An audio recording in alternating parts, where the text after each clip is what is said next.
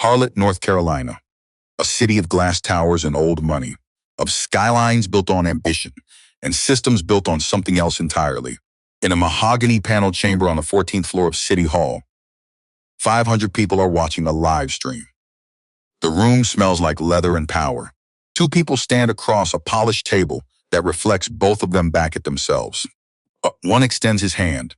The other looks at it. 1 second. 2 seconds, she reaches for a pen instead. 3 seconds of silence, broadcast live, witnessed by everyone, challenged by no one. He lowers his hands slowly, sits, signs on the papers, says nothing. But that night, at exactly 6 in the morning, 31 words will hit every wire service from Charlotte to Wall Street, and $3.1 billion will vanish before the city wakes up. This is the moment that changes everything. The Ford F-100 had a crack in the windshield that Cornelius Webb kept meaning to fix. 2 years of meaning to. Never did, because there was always something more urgent, a bill, a job running late, something that needed the money more than the windshield did. Morning, he wiped the dashboard clean, not because as anyone would see it, not because it mattered to the outcome. He just needed everything to be as right as he could make it. The folder on the seat beside him was tan cardboard with a metal clasp. His name typed on the front tab in the precise, indifferent font of a machine that didn't know what it was carrying.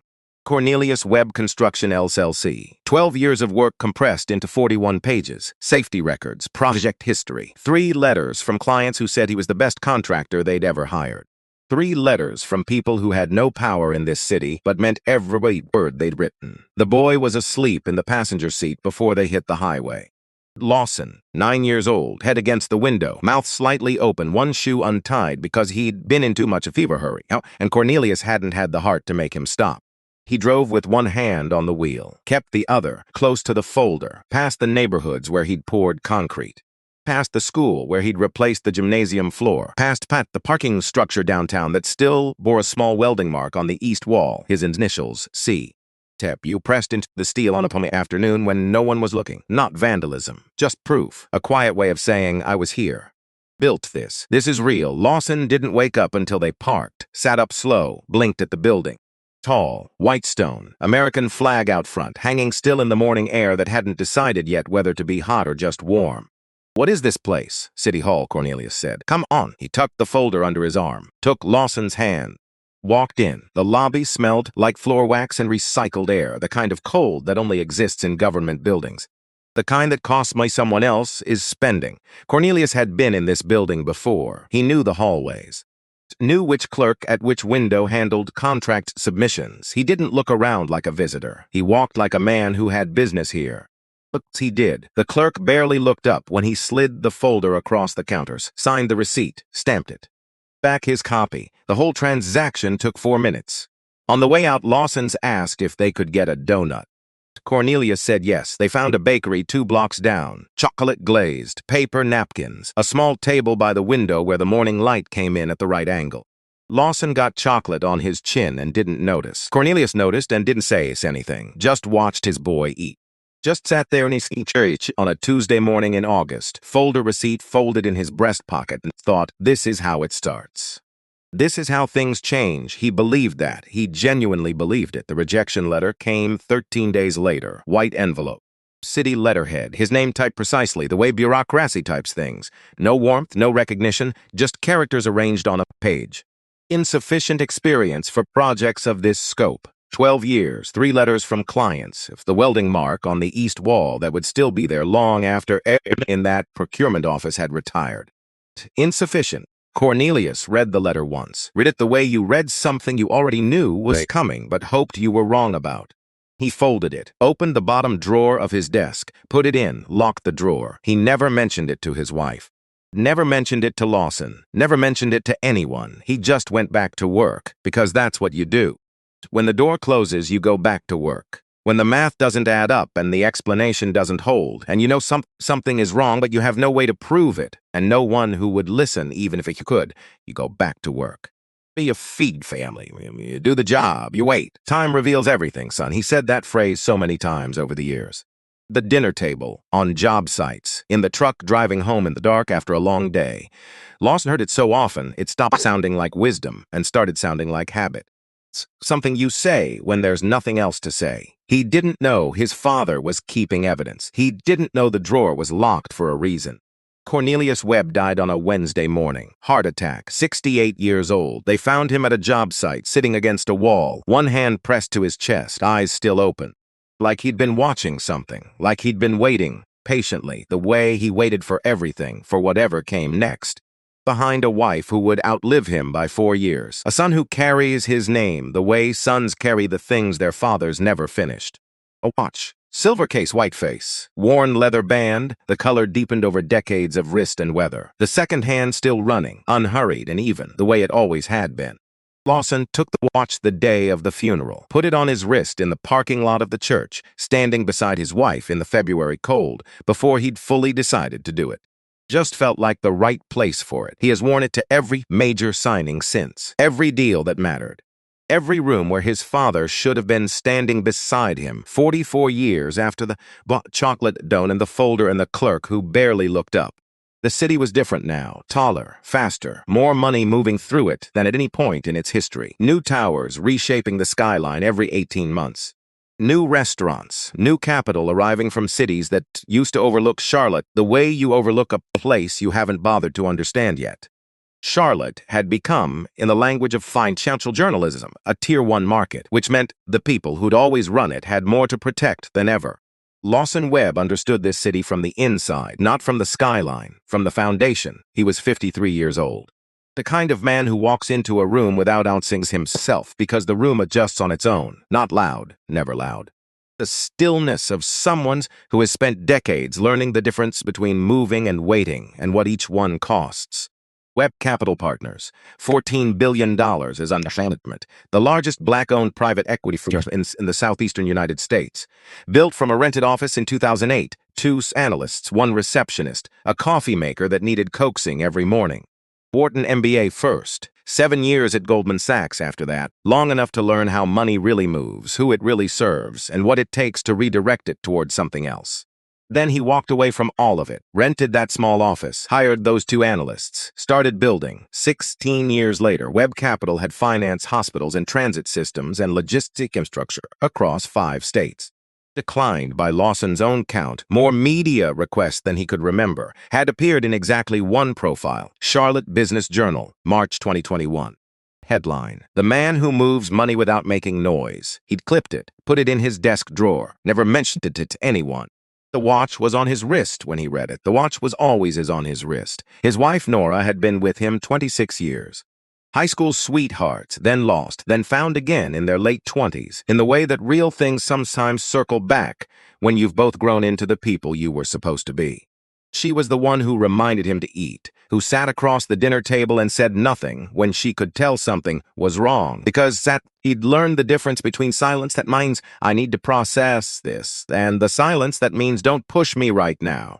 She always knew which one it was. Their daughter Imani was 21, Duke University. Pre-law. She had her grandfather's stubbornness in the way that sometimes skips a generation and lands harder the second time.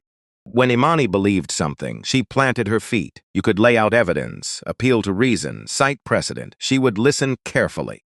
Explains patiently why you were wrong. Lawson loved this about her. It also occasionally made him want to take a long walk around the block. There was a photograph on his desk, old. The color had shifted toward gold, the way photographs do when the years get into them. Cornelius in work clothes, sawdust on his shoulders. Young Lawson beside him, maybe 9 years old, holding a toy hammer with both hands like it was the most significant object in the world. 2 of them squinting into afternoon sun, not performing for a camera, just existing in a moment someone happened to capture. At that photograph, most months, not for long, just long enough. The deal on the table was the biggest of his career. $3.1 billion.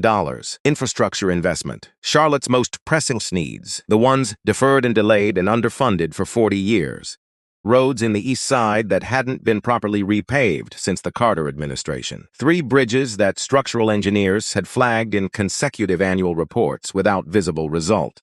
Transit expansion that could connect neighborhoods functionally cut off from economic opportunity for a generation. 14,000 jobs, not theoretical. Horticulture, construction, operations, maintenance, the secondary employment that follows infrastructure the way water follows a channel, the kind of investment that compounds across decades. The kind of work his father had spent a lifetime trying to be part of. Lawson reviewed the term documents one last time the afternoon of the signing. Everything was clean. The capital commitment was structured.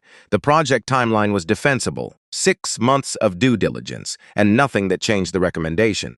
Phone buzzed. Ampani. Get it done today, Grandpa's watching. He read it twice, smiled, not the professional one.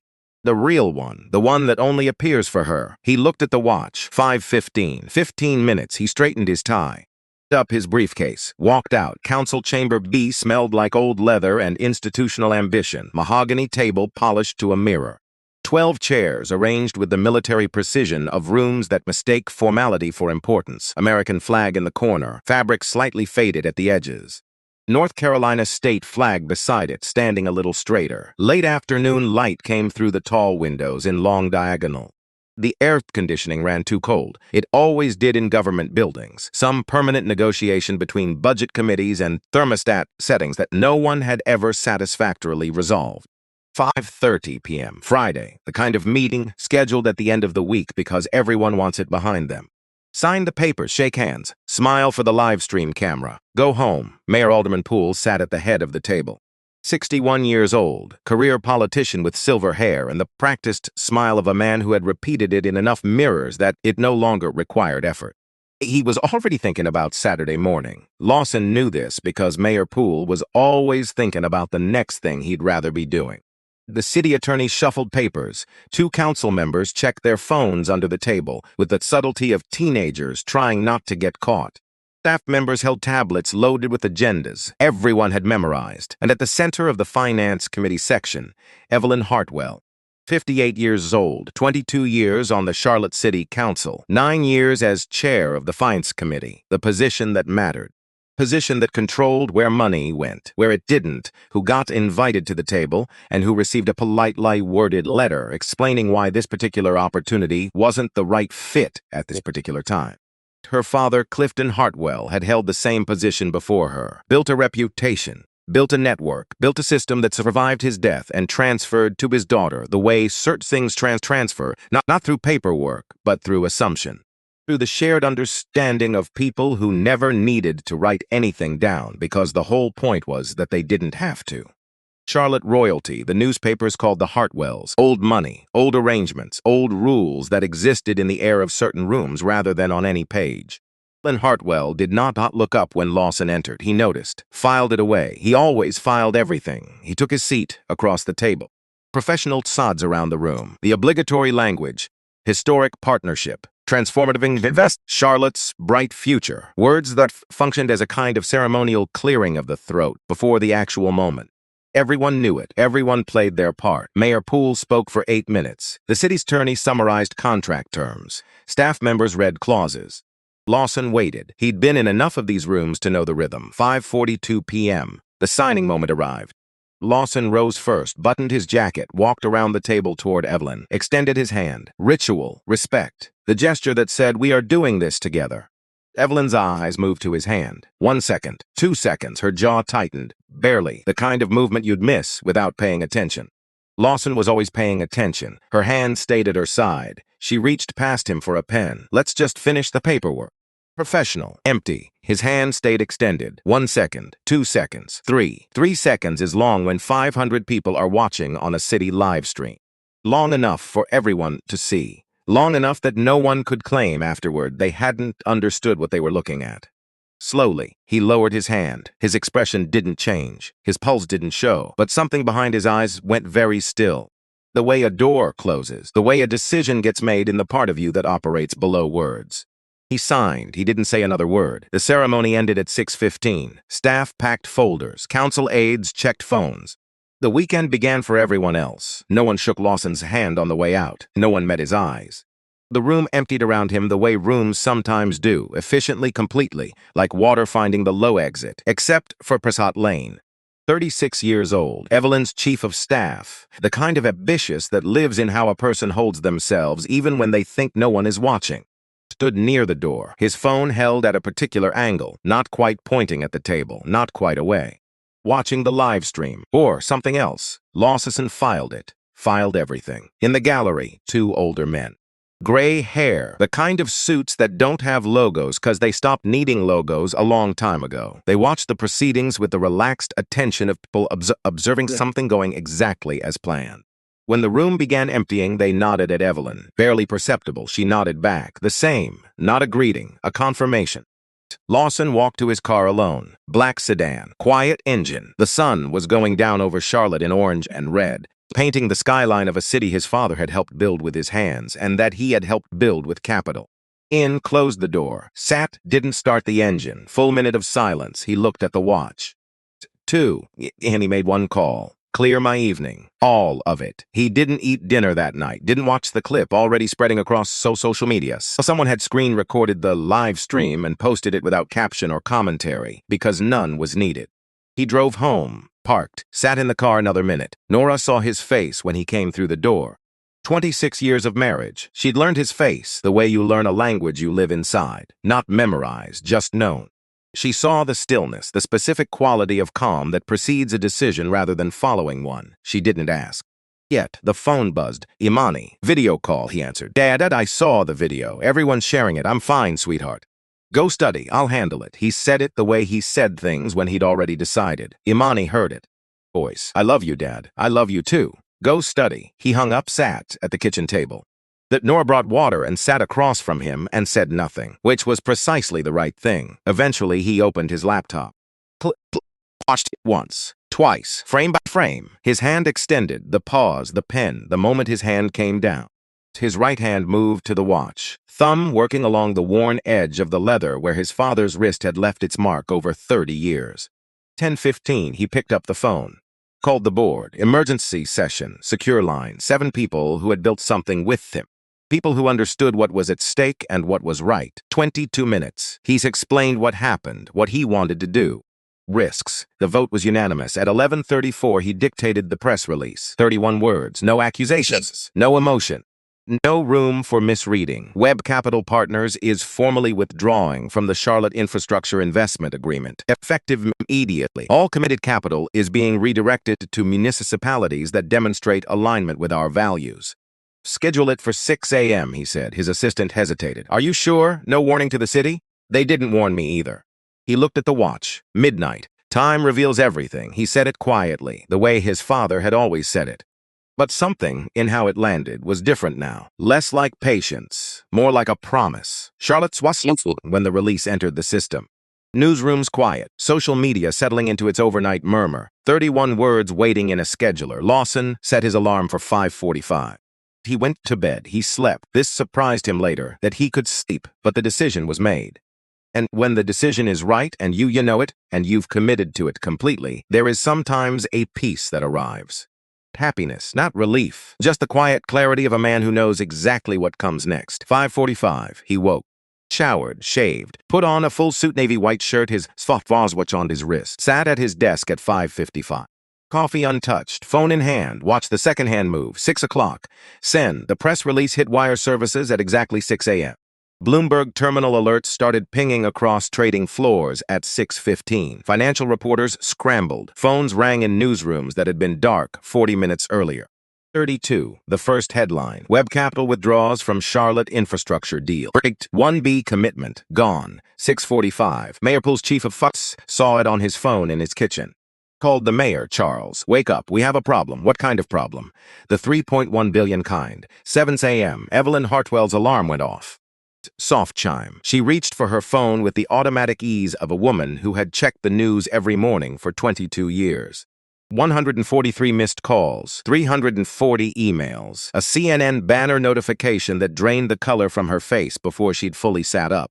The statement Prescott had spent 3 hours drafting, carefully worded, legally vetted, scheduled for 7 a.m. was already irrelevant.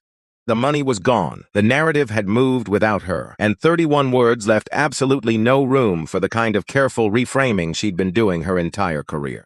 Read the press release 3 times. This can't be real, but it was. And across the city, in a house with a photograph on the desk, a man stood at his kitchen window and watched the sun come up over Charlotte. The skyline his father helped build with his hands. The skyline he had helped build with capital. He looked at the watch. Today, he thought, not this time. By 9 a.m., the clip had gone national. By 10, economists were calculating what 14,000 jobs meant to a regional economy. By 11, the city's revised budget projection had been photographed, the 3.1 billion line item in red, and was moving online faster than the communications team could respond. Mayor Poole tried to call Lawson directly. Voicemail. Mr. Webb, please call me back. I'm sure there's been a misunderstanding. I'm sure we can work this out. I'm sure. Lawson didn't call back. He sat his kitchen and watched the morning news. Charlotte tried to explain something that didn't need explaining. Nora sat beside him, her hand on his arm. Neither of them spoke. There was nothing to say. Everything that needed saying had been said in 31 words at 6 in the morning. It is simple, Lawson thought. A woman refused to shake a man's hand, and the man refused to pretend it didn't happen. It's what happened. Evelyn Hartwell was not at City Hall that morning. Her office cited health reasons. No one believed it. By noon, she'd been photographed leaving her home, sunglasses, hair undone, moving with the speed of someone who knows every second of visibility has a cost. She got to a car, made a call. Boy, we're going to blame me. Fix this. The voice on the other end belonged to someone who had been fixing things in Charlotte for a long time. Someone whose name wasn't in any headline yet. That was about to change, but neither of them knew it yet. In the locked drawer of a desk in a house where a boy had once watched his father come home, tired with sawdust in his hair, a letter from 1980 waited.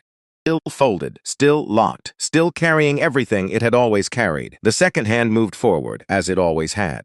Charlotte woke up missing $3.1 billion lost, not misplaced, deliberately removed surgically, with 31 words and a 6 a.m. timestamp that hit wire services before the city had finished its first cup of coffee.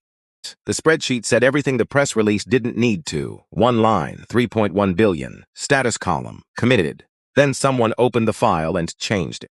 Withdrawn, red font. 2 words that represented 14,000 jobs. 2 words that meant bridges still crumbling, transit lines still unbuilt, neighborhoods still cut off from the broader economy by 40 years of deferred investment that would now continue for however long it took to find someone else willing to write a check that size.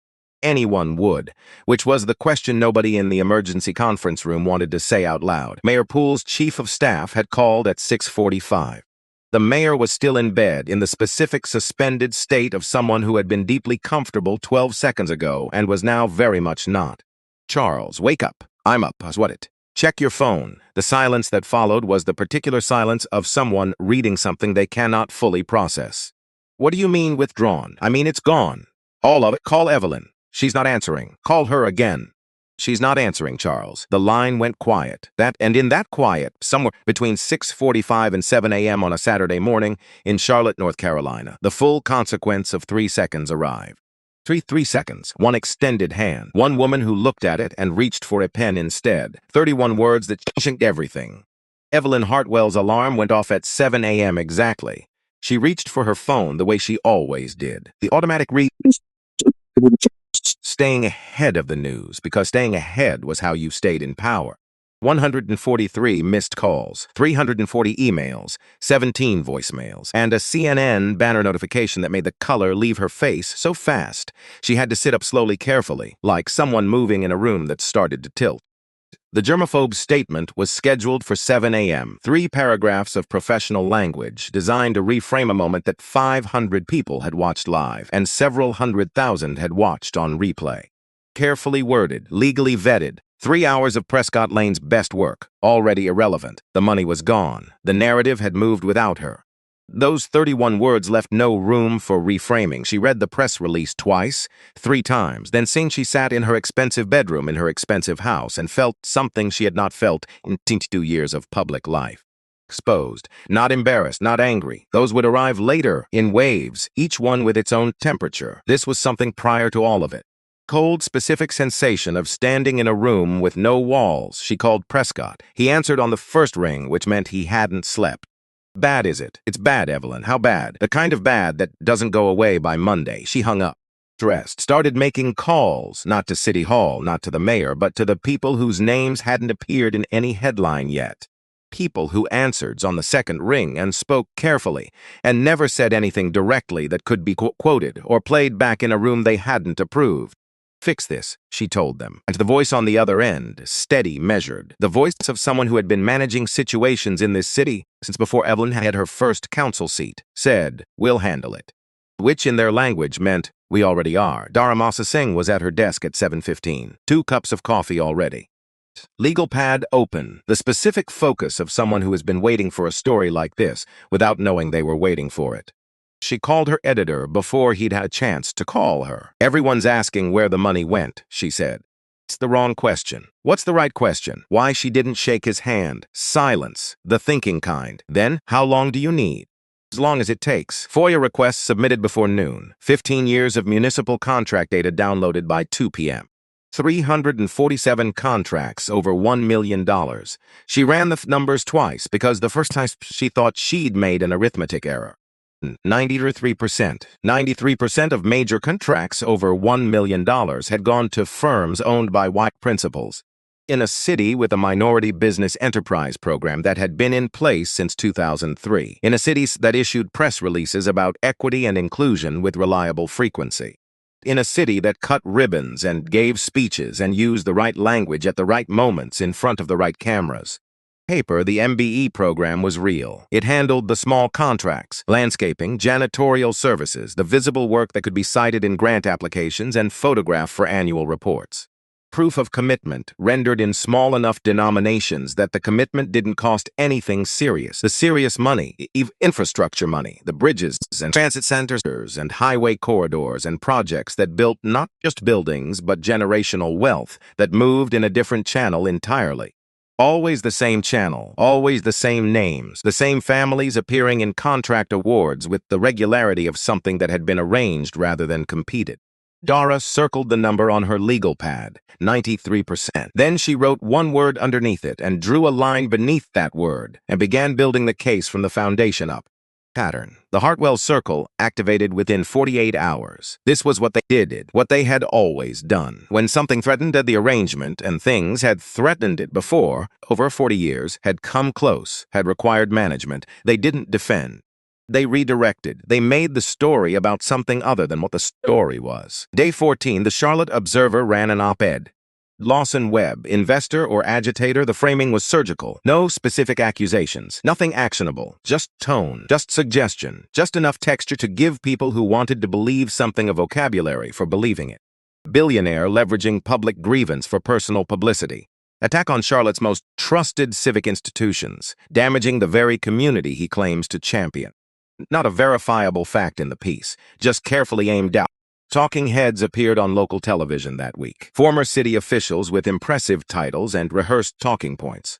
Business leaders with old money and older loyalties, all delivering the same message through slightly different packaging. Lawson Webb is the problem. Handshake was a misunderstanding. The withdrawal was an overreaction. Charlotte deserved better from someone who claimed to love it. The editor of the Tribune received a phone call on day 15. A major advertiser, household name. Conversation was polite. The way certain threats are polite, delivered in a register that assumes you already understand what's being communicated, without requiring anyone to say it plainly. Your coverage of this situation. We have concerns about the balance. I appreciate the feedback. We'd hate to have to reconsider our relationship with the paper. Thanked them for calling, hung up, walked directly to Dara's desk. How close are you? Close, get closer, faster. Threatening letter arrived at Web Capital on day 15. No return address. Hand-delivered overnight. Security camera just showed a figure with a hood. Nothing useful. Once in sheet of paper. Typed. No signature, know your place. But Charlotte was built without you. It will stand after you're gone.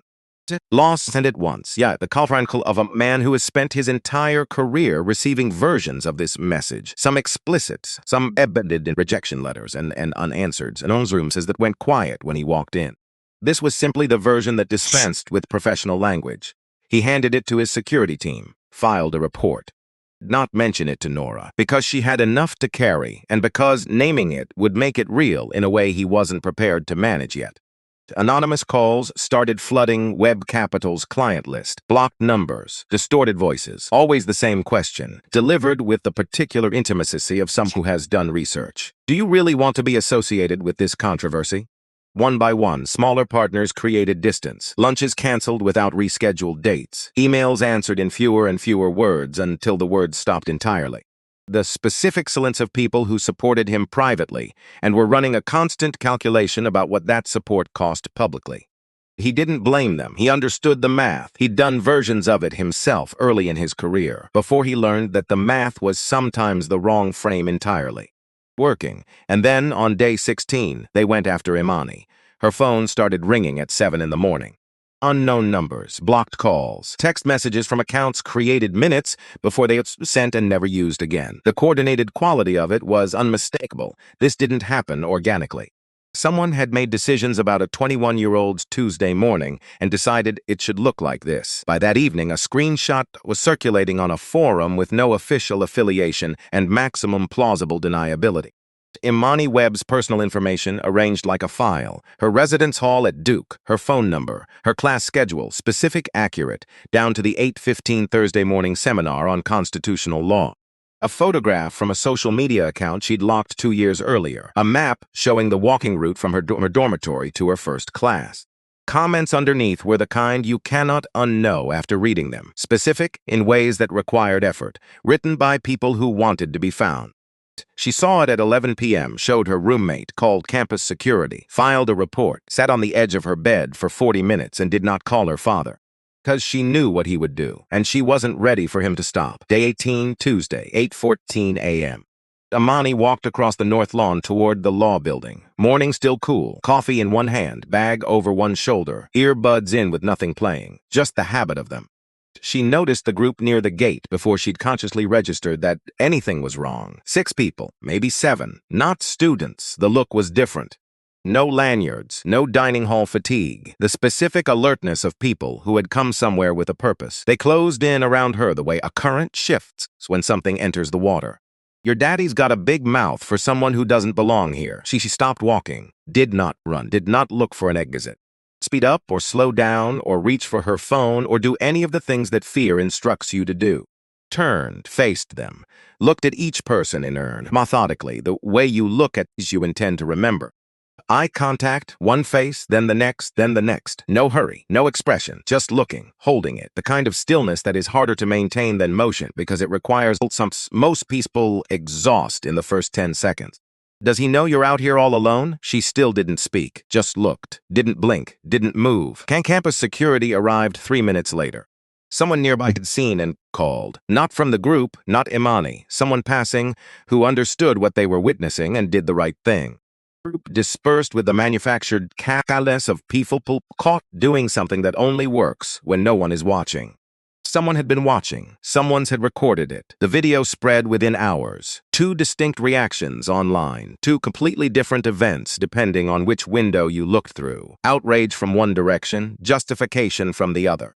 Internet being precisely what it always is. Lawson saw it in his office that evening. Watched it once. And for the first time in this entire fight, through the 3 weeks since a woman had looked at his outstretched and reached for a pen instead, through 31 words and the red font and the letter with no return address, for the first time since any of it began, his hands shook. Visible, not the kind anyone in the room would see, but real, the specific tremor of a man who has held himself contained through everything. Stone stillness and measured response, who just watched his daughter stand in the center of a ring of strangers while the camera rolled and didn't flinch once. The phone down, put both hands flat on his desk, breathed. The call from Dara came the next morning. Lawson, I need to ask you something directly, and I need you to be straight with me. Ask, an audit document has surfaced. One of your subcontractors, Garrison and Sons Construction, labor violations, $1.4 million in unpaid overtime going back 18 months. Majority of affected workers are Black and Latino. The line was quiet. You didn't know, she said. I don't think you knew. I have to ask. I didn't know. They have a statement ready. Evelyn's office. It goes out tomorrow unless something changes.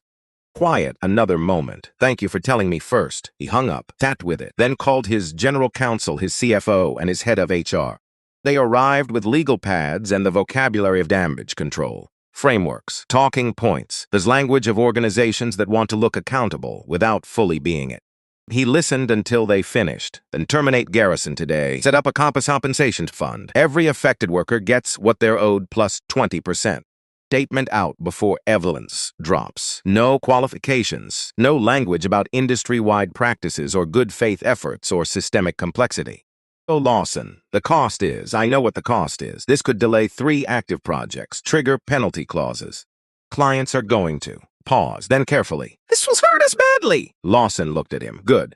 It should. He signed the termination order himself, wrote the statement himself, did not run it through 3 rounds of legal softening to find the wording that looked like accountability without the full weight of it. We failed to properly vet a subcontractor. Workers were harmed. That's on us. Here is what we are doing about it. The statement went out that evening. Clean? Specific escape hatches. Evelyn's office released theirs the next morning anyway. Webb lectures Charlotte about values while his own contractors exploit vulnerable workers. The hypocrisy speaks for itself. It didn't land the way they'd expected. Because Webb Capital's statement was already in the conversation. Because people had read 2 documents side by side. One that acknowledged failure and described specific remediation. One that used failure as a weapon and formed their own conclusions about which organization understood the difference. Hartwell Circle had anticipated a scandal. They received a lesson in accountability instead, which made them angrier and considerably more dangerous. 30 p.m. Lawson Webb sat alone in his home office. Nora had gone to bed. He'd told her not to wait up.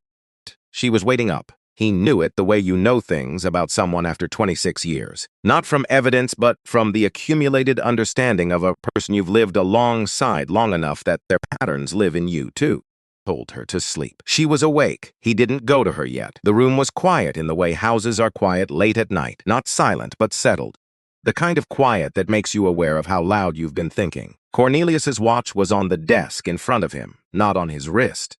There, face up, second hand, moving forward the way it always moved. Indifferent, patient, counting. The photograph. His father in work clothes, sawdust on his shoulders.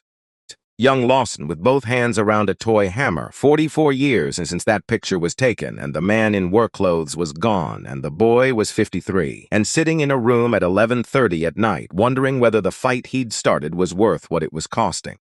Garrison Construction, $43 million and 3 delayed projects, client relationships that would need rebuilding, the kind of damage that takes longer to repair than it took to cause.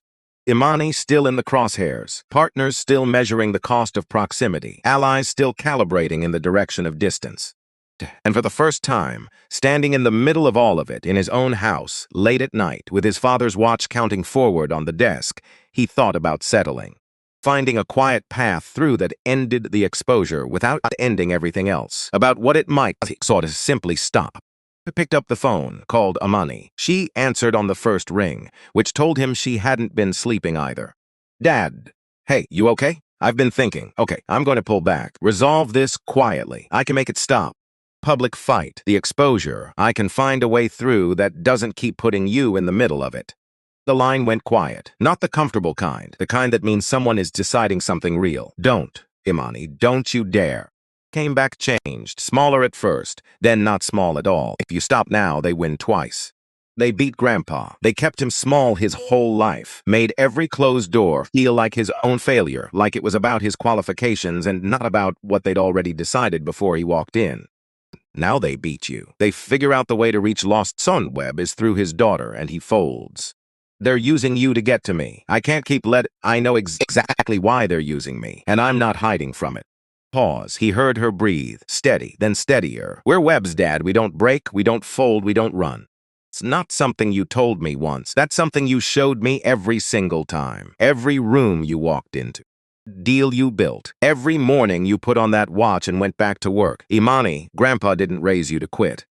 He raised you to outlast. And you didn't raise me to watch you forget that. He couldn't speak. Something's in his chest was doing something unexpected. Tightening the way things tighten when love and grief and pride all arrive at once, and there isn't room for all of them. Finish it. For him, for me, for every family they're going to do this to after us if nobody stops them now. Because they will, Dad, they will keep doing it, and those families won't have what we have. A beat. What do we have? Her voice was quiet, certain each other and the truth, and the watch on that desk that's still running. He looked at it. Second hand, moving forward, unhurried, carrying whatever it had always carried. Okay, he said, promise me. I promised, she exhaled. The specific exhale of someone who has been holding something a long time and just set it down. I love you, Dad. I love you too. Go to sleep. A pause. Then, barely above a whisper, he almost smiled. Almost. He picked up the watch, turned it over once as in his hands, the worn leather, the weight of it, the warmth it took from you, and returned. He put it on his wrist. Okay, he said again, to the room, to the photograph, to whoever was listening.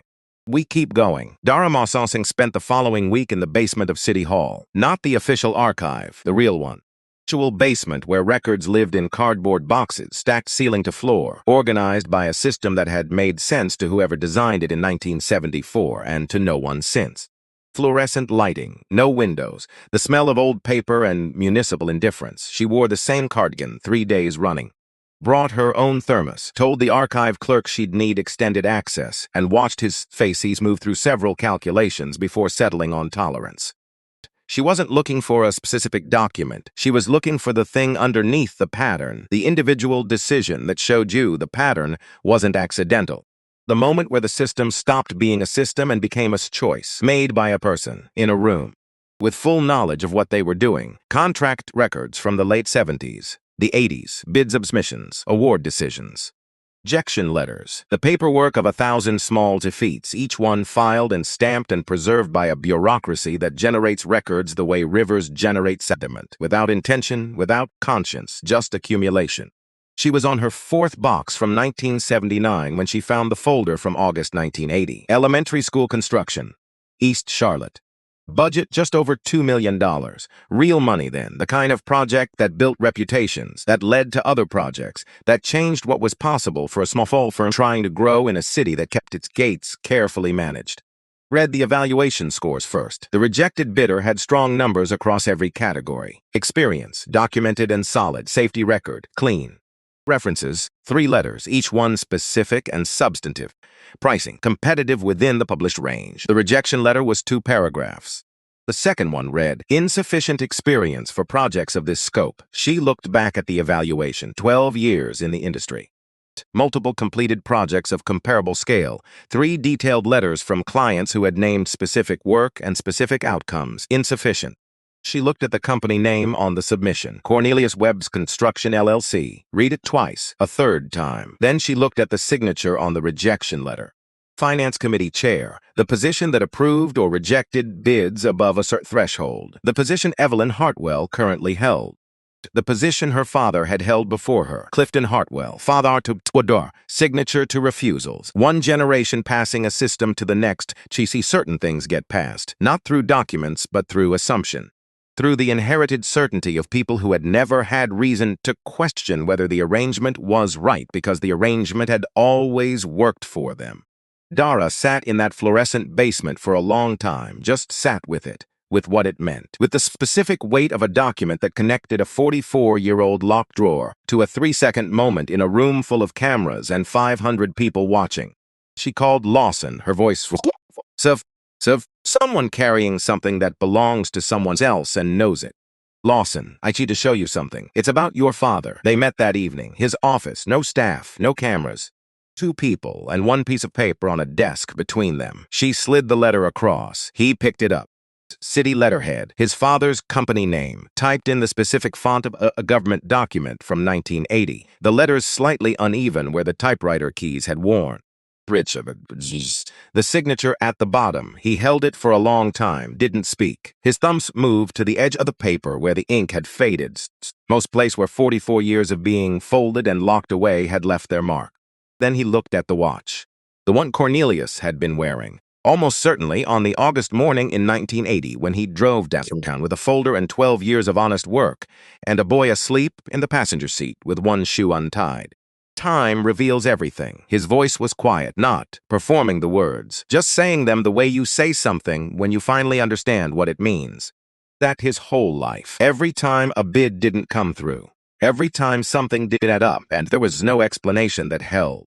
He'd just shrug, he'd say it and move on. I heard it so many times I stopped hearing it. He set the letter down. Push it away. Just set it down with the care you give things that have waited a long time to be handled properly. I never understood what he meant, not really. A long pause. The kind that holds more than silence until right now.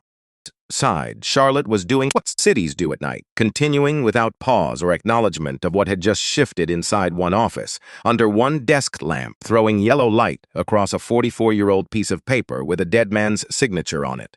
Second's hand moved forward, counting toward a morning that Charlotte did not yet know was coming, but it was already coming. Been coming for 44 years. 37 business owners put their names on a piece of paper, not anonymously, through a spokesperson's, not through organizational statements worded carefully enough to be walked back if the temperature changed. Their names. Companies, their livelihoods stacked behind two sentences that said exactly what they meant and nothing more. We stand with Lawson Webb. Fight is our fight. Patricia Owens had known this city for 40 years, had watched it reward certain people and overlook others with a consistencies that stopped looking like coincidence somewhere around the end of the first decade. She'd built her firm carefully, learned which battles were worth entering and which ones you absorbed, because absorbing was sometimes the only option that left you standing. Taught her employees the same calculus, but something had shifted in that conference room on day 25. She felt it before the vote was called. The energy of 37 people who had been carrying something alone for a long time and had just understood in the same moment that they weren't alone after all. The weight they'd each been managing privately was the same weight that it had a name. The vote took 4 minutes. Animus, not one hesitation. The statement ran in the Tribune the next morning. National pickup by noon, and then calls started arriving from outside Charlotte, Atlanta, Memphis, Birmingham, Detroit. Cities where people had read 2 sentences and recognized something in them that belonged to their own streets. We have the same problem. How are you fixing yours? Which meant the fight had stopped being about one handshake in one room in one city. Which meant something had cracked open that was larger than any of them had fully anticipated. On day 26, Aldous Greer stood before cameras outside the Tribune with no notes and no prepared remarks. 61 years old, the face of a man who had spent 3 decades working outdoors in Carolina weather and carried all of it without complaint. He had driven there alone, told his wife he'd be back for dinner, had not told her what he planned to say because he didn't want to give himself a reason to reconsider. Talked for 6 minutes about bids submitted with complete documentation that didn't win, about follow-up calls that went permanently to voicemail. A school gymnasium project in 2009 where he'd come in with the lowest price, the strongest references, and lost to a firm from Raleigh that had never built anything in Mecklenburg County and never would again. He'd told himself there was an explanation. Maybe he'd missed something. Maybe next time. There were 37 next times. I watched that video, he said. Handshake video, and I saw my whole career, every rejection, every door that closed before I got close enough to knock. Looked at the cameras without looking away. I used to think maybe they were right. Maybe I just needed to be better. Pause that lasted exactly long enough. Now I know that's not what it was. The clip ran nationally by afternoon. Because something in Aldous Greer's voice, the sound of a man who was absorbed something silence for 30 years ends and chosen at 61 on a Tuesday morning outside a newspaper building to say it out loud. That sound travels across every line that usually stops things from traveling. Reached people who had never bid on a city contract and never would, because everyone recognizes what that sound is. Of someone who just stopped pretending the door was simply stuck. 2 days later, on day 29, Imani Webb published an op-ed in the Duke Chronicle. She called it My Father's Hand. She wrote about growing up watching a man work twice as hard to receive half the acknowledgement. The specific quality of his silence, not the silence of someone with nothing to say, but of someone who had learned to save his words for where they'd do the most work. About the watch and what it carried, about being doxxed and threatened and circled on a Tuesday morning near the law school gate and choosing in that moment to stand still and look rather than run. Her final line traveled around the world before the day ended. They thought coming after me would break my father. Don't know the Webbs. Washington Post picked it up by noon. The Atlantic by 2. CNN called within the hour. She went on air that evening, composed, precise, fierce when pushed, 21 years old, and built from something that didn't bend under pressure. The interviewer leaned forward. Aren't you afraid? Imani looked at the camera directly, not at the interviewer, at whoever was watching. Fear is exactly what they're counting on. I don't give people what they're counting on. The package arrived at the Tribune's front desk at 6:47 a.m. No return address, hand-delivered. The overnight security guard signed for it without pause, because packages arrived every morning, and this one looked like all the others. Small, padded envelope, Dara's name printed on a label in plain block letters. When she came in at 7:15, sat with it for a moment before opening it. Inside, a USB drive. Black, the kind you buy in any drugstore for less than $10, and a folded piece of paper. Handwritten, blue ink. Deliberate letter, the writing of someone who had thought about each word before committing it. She said it herself. Everything, I can't carry this anymore. That was all. No name, no return address, no further explanation. Dara looked at the USB for a long moment. The specific pause before you open something you understand will change the shape of everything you're working on. Second of not knowing. Then she plugged it in. One file, audio, 9 minutes 47 seconds. File creation date stamped March 2023. 13 months before the handshake. 13 months before the live stream. 13 months before the 31 words. She pressed play. Evelyn Hartwell's filled the room. Unmistakable. That precise register, authority, ease, the tone of a woman who had spent 22 years being the person other people waited for before they spoke. A meeting. Multiple voices in the background, slightly less distinct. The Hartwell Circle, though no one used that name. They were discussing a web capital bid on a transit project from the previous year. The bid that had been rejected without explanation. The one Dara had flagged in her spreadsheet, because the numbers were solid and the track record was clean and there was no visible reason for the outcome. Male voice, slightly uncomfortable. Webb's numbers are solid. The firm has the capacity. It's going to be hard to justify rejecting this one. No pause, no hesitation. I'm not putting city money into the hands of people like that. Find another bidder. Someone we can actually work with. Male voice again. More careful now. Evelyn, be careful how you. This is Charlotte. My father's Charlotte. People like that can run their small businesses, take their small contracts, cut their ribbons, but the serious money stays where it belongs. With families who built this city, not with someone like a pause. Not with someone like him. The contempt lived in that pause. Performed, not manufactured for effect. The casual certainty of a woman speaking in a room where everyone already shared her assumptions so completely that nothing required explanation or disguise. 9 minutes and 47 seconds continued. Scores discussed by name. Specific adjustments described in operational language. The vocabulary of people who had done this many times and had developed a working shorthand for it. Outcomes that had been decided in private being managed backward into documentation that would survive any individual audit, because the system had been constructed specifically and deliberately to absorb scrutiny at the individual level while remaining intact at the structural one. At one point. Easy. Relaxed the laughter of people who are comfortable, who are among others, who share their assumptions, who have never had reason, in 40 years of doing this, to imagine that a room they considered private was anything other than private. The same envelope contained documents, financial records, shell company registrations, bank transfers across 3 decades, 40 years worth of receipts, a taper skeleton of an arrangement that had survived administrations and investigations and the normal turnover of public life because it had been built to survive exactly those things.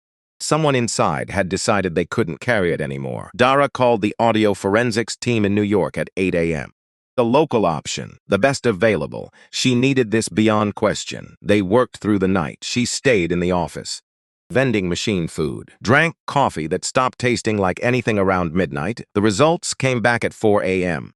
Detected no splices, no discontinuities in ambient sound, no signs of digital manipulation at any point in the 9 minutes and 47 seconds. Recording was exactly what it appeared to be, a woman's voice, in a room she believed was private, saying what she actually thought in the language she actually used, to people she trusted completely. Preserved by someone who had been in that room and had decided 13 months later that they could no longer be the only one who knew. Dara called her editor at 4:30 a.m. I need legal to clear this tonight, whatever it takes. How solid? Solid enough I'm calling you at 4:30. 3 seconds of silence. I'll make the calls. The story published at 6 a.m. Front page, website. The audio clips embedded directly in the text. Not described, not paraphrased, not filtered through anyone's interpretation. Her voice, her words, her cadence, her certainty, speaking in a room she believed was sealed, about who belonged at Charlotte's table and how to ensure the distinction held across decades. Charlotte read it over breakfast. Then the rest of the country read it. Then the rest of the country listened. Evelyn's response came within 3 hours. Prepared statement, legal letterhead. This recording has been doctored and taken wildly out of context. This is a coordinated attack on Charlotte's most respected civic leadership by those with a personal and political agenda. The Hartwell Circle released a joint statement through their PR firm. Same language, almost identical phrasing, the kind of similarity that tells you exactly who drafted both, but the voice was hers. Documents were verified, and the public had been watching for 5 weeks, reading, forming conclusions from the accumulation of everything that had come before this moment. Handshake, the 31 words, the op-ed, the 37 signatures, Aldous Greer on the steps of the Tribune with 30 years of patience running out. Joint denial landed in a city that had already decided. Lawson listened to the recording once, alone, his office. Door closed. 9 minutes 47 seconds of a woman's voice telling a room full of comfortable people that his father's Charlotte was not his father's Charlotte. People like his father could have the small contracts, the ribbon cuttings, the photographs that proved the program existed on paper. But that's serious money, not with someone like him. He didn't play it again. Once was enough. He knew everything that needed knowing. The watch. The same watch Cornelius had worn in August 1980 when he drove downtown with a folder and 12 years of document experience and was told, in 2 paragraphs on city letterhead, that it wasn't enough. The same watch he wore every day after that, through every bit, every morning and every evening of a life spent building things that still stood in this city, whether the city acknowledged them or not. Time reveals everything. His spokesperson issued 11 words. The truth has a way of surfacing. We look forward to the city's next steps. No press conference, no additional comment, no elaboration, the 31 words, then the 11. He had always known how to say everything with very little. City Council called an emergency session. Public hearing, full transparency. So scheduled for today, 7 days away. In those 7 days, the Hartwell Circle worked the phones with the specific urgency of people managing a situation that have passed the point where management is possible, but who don't yet fully know it. Prescott Lane resigned on day 38. Your personal reasons. No further comment. He was seen leaving Evelyn's office carrying a cardboard box, the universal image of an ending, and he did not stop for the cameras positioned in the hallway. Did not make eye contact with the aide who held the elevator door. Just walked through it and didn't come back.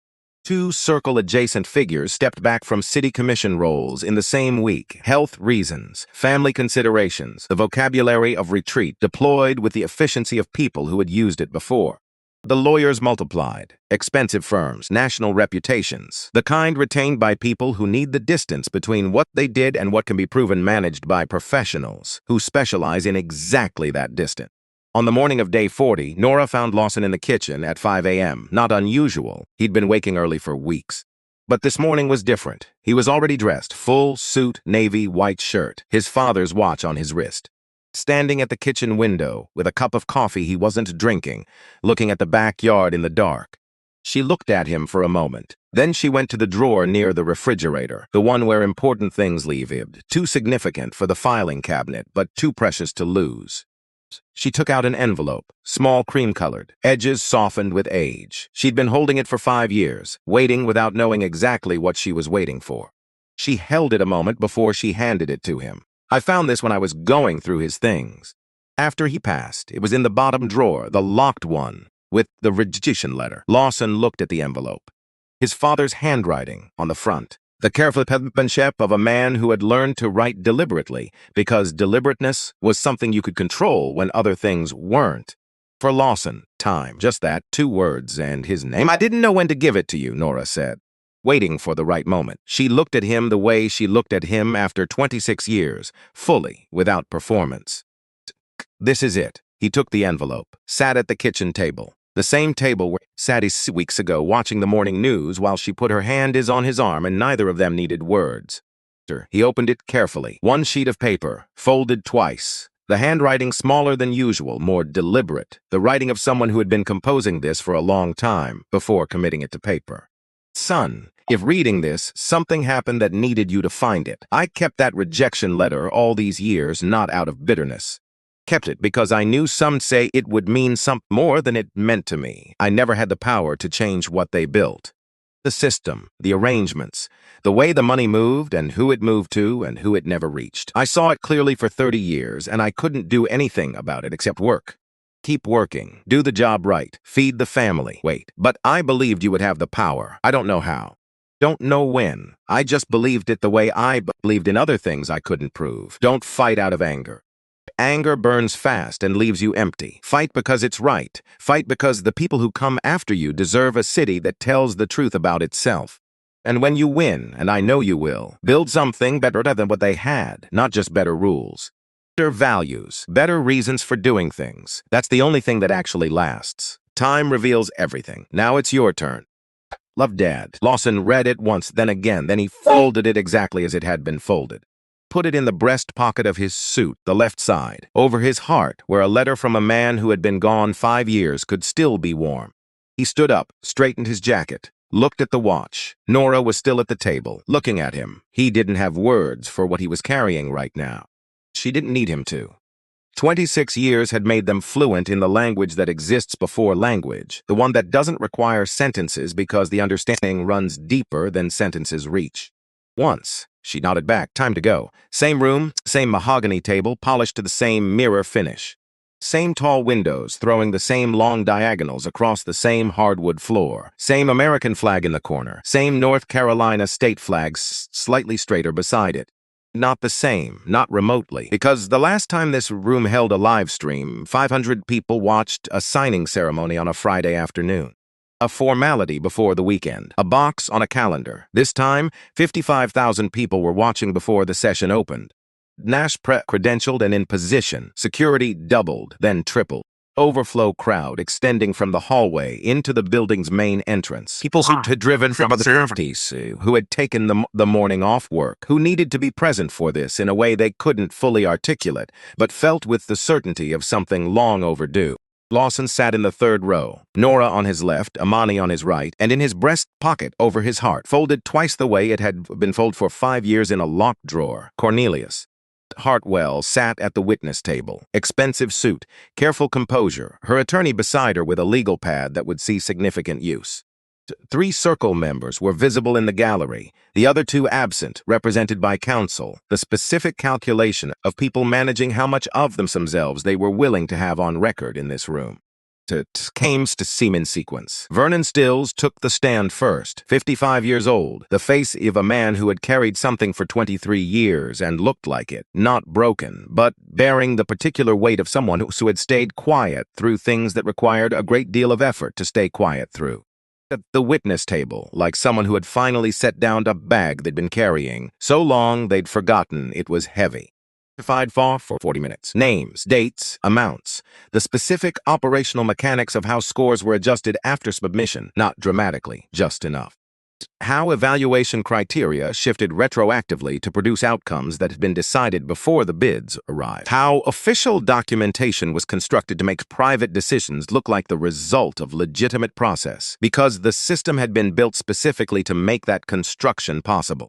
23 years of watching, 23 years of a mortgage and a pension, and 2 kids in school, and the daily calculation of someone who wasn't the target, and told himself that meant it wasn't his fight. Voice didn't waver once. He'd been preparing for this longer than he knew. Dara Mossing testified next, the investigation. The FOIA returns, the 347 contracts and 15 years of municipal spending, and the number at the center of it all, 93%, that she walked the council through with the methodical patience of someone who had spent weeks in a Florence basement making sure every figure was exact. The audio played in full, 9 minutes 47 seconds of Evelyn Hartwell's voice in the chamber, not clipped, not excerpted, all of it. From the first word to the last, laughed to the pause before not with someone like him. No one spoke while it played. No one moved. The specific stillness of a room full of people absorbing something they cannot look away from and will not be able to unhear. When it ended, the silence lasted longer than silences usually do, the kind that means people are waiting to be sure it's actually over before they let themselves respond. Exhibit J. Cornelius Webb Construction, LLC, August 1980. Insufficient experience for projects of this scope. Clifton Hartwell, Finance Committee Chair.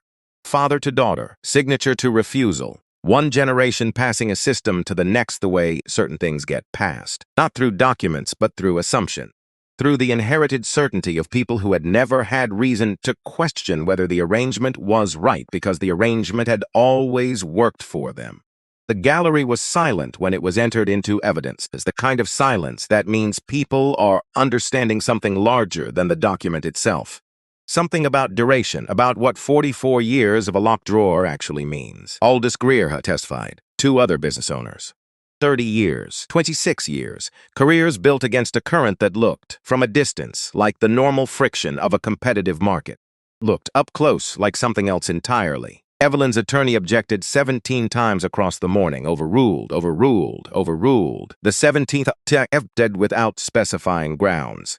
Council chair looked at him for a moment, then looked away, which was its own kind of answer. Evelyn was invited to make a final statement before the vote. She spoke for 11 minutes. Sentence had been prepared and rehearsed. The framing, witch hunt, the characterization, billionaire with a grievance. 22 years of public service, her father's legacy, the complexity of governance, the danger of reducing civic history to simple narratives. She didn't apologize, didn't explain the recording, didn't say Cornelius Webb's name. She sat down. The council chair called the first vote. Removal from the finance committee chair and all associated leadership positions. 4 minutes of counting. Then the result, 6-5. But sensible. The gallery reacted before anyone could prevent it. Not quite a shout, not quite a gasp. Something between them, the involuntary vocal expression of a room that had been expecting one thing and received another. Someone did shout. Security moved through the rows. Lawson's face didn't change, but his hand found Nora's beneath the armrest, and his grip tightened in a way that said what his expression wouldn't. Amani leaned close, her voice barely above a breath. It's not over. A procedural challenge from the floor. Council member requesting a formal recount. 1 vote had been unclear. Recorded incorrectly. The request was seconded immediately. Council chair called a 15-minute recess. 15 minutes Lawson sat, Nora's hand in his, Amani on his right, still and composed in the way that had come from her grandfather and arrived in her stronger the second time. Gallery murmured at low volume. Reporters typed. Cameras held position. The overhead lights hummed with the steady indifference of infrastructure that doesn't know what it's illuminating.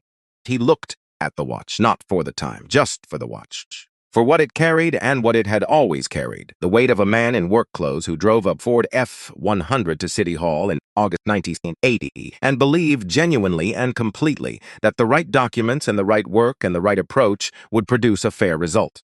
Second hand moved forward, as it always had. In the gallery, something shifted. The 3 circle members exchanged a look. Brief, almost nothing. The kind of communication between people who have known each other long enough that a glance carries the weight of a conversation. A decision being transmitted without words. Evelyn saw it from the witness table. She'd been watching them the way you watch the people who hold the ropes you depend on. She saw the look pass between them, understood it the way you understand the specific language of an arrangement you've lived inside for 2 decades. They were going to let her fall. If the vote went against her, they would manage their exposure, position her as an individual actor. The one who went too far, the one who made it personal, in ways they had never sanctioned. They would cooperate with investigators in the carefully calibrated way that protected the architecture while offering up the visible piece of it. They would be very sorry about what Evelyn had done. She understood all of this in the time it took to watch one look pass between 3 men in expensive suits in the gallery of the room where she had exercised power for 9 years. Her face changed. Fear moved through it first, fast, and then gone, and then something harder arrived in its place. Something that had been building, maybe, since before this morning.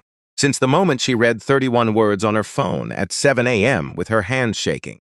The recess ended. The council chair called the session back to order. Miss Hartwell, do you have any final statement before we proceed to the recount? Evelyn stood. Her attorney put a hand on her arm. She looked at the hand, then looked at him with the expression of someone who has just made an irreversible decision.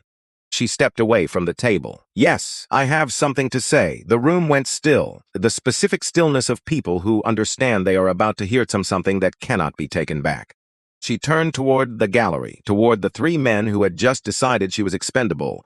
You want to know who controls this city? I'll tell you. She said the names, one by one, not rushing, not performing, just delivering with the flat precision of someone clearing out a room they're done with. The circle, named in full. The arrangements, described in operational detail. The meetings, the payments, the mechanics of a system that had operated continuously for 40 years because it had built to survive scrutiny by distributing itself across enough individuals and enough layers that no single point of examination could see the whole. She described all of it. My father built this. I inherited it. I maintained it. And I am done protecting people who decided I was the price of their survival before this recess was over. She sat down. The chamber came apart. 3 gallery members were escorted out with significant effort. 2 attorneys were on their feet simultaneously. Council chair gavelled with the sustained energy of someone who had given up on subtlety and was now focused exclusively on restoring basic operational order.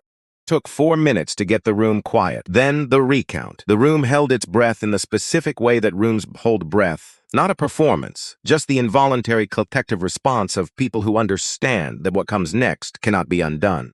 9-2, removal from all positions on the Charlotte City Council, effective immediately. The second vote, 8-3. Criminal referral to the district attorney for Evelyn Hartwell and 3 named circle members. The gavel came down. Lawson didn't move. Didn't speak, didn't change expression. Just sat in the 3rd row with his father's letter over his heart and his father's watch on his wrist. Imani took his hand. She didn't say anything, just took his hand the way you take someone's hand, when words would only get in the way of what needs to be felt. He looked at her, this girl, this 21-year-old with her grandfather's eyes and her grandfather's refusal to be moved by things that were designed to move her. 30 more years ahead of her to build whatever she decided to build, in a city that was going to be, starting today, a little more honest about what it was and what it had been. He held her hand and looked at the watch. The second hand moved, unhurried, forward. The way it always had, through everything, through August 1980 and the fluorescent lobby and the clerk who barely looked up, through 30 years on Cornelius Webb's wrist and 5 years in a locked drawer, and every morning since Lawson had put it on and walked into rooms that weren't always ready for him, but had to reckon with him anyway. Just moving, just counting. The way time always moves, whether you're watching or not. The days that followed had the quality of aftermath, not quiet after storms, but the spell so sprickle that has been permanently rearranged and is only beginning to understand its new shape. Only 45, the Charlotte City Council voted on the contract reform ordinances, unanimous, not a single abstention, blind bid reviews, diverse oversight panels, mandatory public audits on every contract above $250,000, whistleblower protections with genuine legal teeth. Required disclosure of family relationships between city officials and bidding firms going back 3 generations. The bill was named before the vote was called. Councilmember Davis moved it, seconded before he'd finished speaking. The Cornelius Webb Fair Contracting Act. Lawson hadn't asked for that. As suggested it, hadn't known it was being discussed until Davis called him the evening before. He'd been quiet on the phone. Thank you. That was all. But Davis heard what lived inside those 2 words and understood that sometimes 2 words are the whole of it. Evelyn Hartwell resigned the following morning. A single statement through her attorney. Then silence. Her house went on the market within the week. The listing described it, with the particular selective memory of real estate language, as a historic Charlotte property, which was accurate. In its way, 3 circle members were under active criminal investigation, assets frozen, the lawyers billing at rates that were themselves a kind of statement of people pay when they know exactly what they're defending against. Preston family issued a denial through their phone firm. Their attorney used the word misunderstanding with the specific confidence of someone who has not yet seen all the documents that exist. Vernon Stills was brought on as a consultant to the oversight panel implementing the new ordinance. He drove to the first meeting in his own car, parked in the public lot, walked in through the front entrance. He slept through the night now. First time in years he could remember doing that without waking some set in the dark, carrying things that hadn't been set down yet. Dara Mossing won the State Journalism Award in the spring. She donated the prize money in full to a scholarship fund for investigative reporters at historically black colleges and universities. She did not give a speech at the ceremony, just stood up, said thank you clearly, sat down, and went back to the 3 other stories she was working on. She was always working on 3 stories. Imani Webb received acceptance letters from every law school she applied to. She chose the one in Charlotte for the reason she had at the dinner table the week the letters came in. Someone has to make sure this doesn't happen again. Lawson had looked at her across the table. Your grandfather would be proud. She picked up her fork. I know. That's why I'm doing it. Webb Capital Partners announced the Charlotte Community Infrastructure Initiative on day 60. $3.1 billion, the same amount redirected not through the city's traditional contracting channels, but through the newly established independent oversight body governed by the ordinance. Transparent bid process, blind review, public audit at every stage. The roads would be repaved, the bridges repaired, the transit lines built, 14,000 jobs. The neighborhoods that had been waiting 40 years would not wait any longer. Lawson made the announcement outside Webb Capital headquarters. No prepared remarks, 3 minutes without notes. He talked about his father, the Ford F-100, and the folder and the chocolate donut, with the morning light coming through the bakery window. In the locked drawer, the watch. He talked about what infrastructure actually means when you strip away the language of policy and investment returns and economic impact projections and get down to what it is.